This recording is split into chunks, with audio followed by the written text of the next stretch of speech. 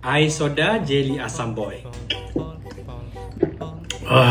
Untuk resipi kali ni, korang gunalah Fanta aiskrim soda ni sebab rasa dia lagi creamy dan refreshing.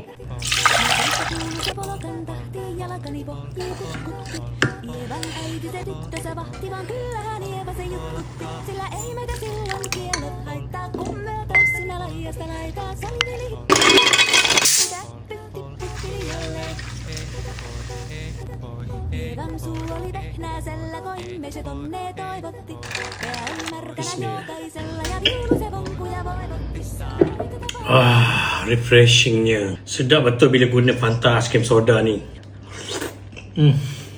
Ada 6 pilihan air Fanta untuk korang enjoy daripada buka puasa, moreh dan sampai ke sahur. Tahun ni kita beraya bersama Fanta.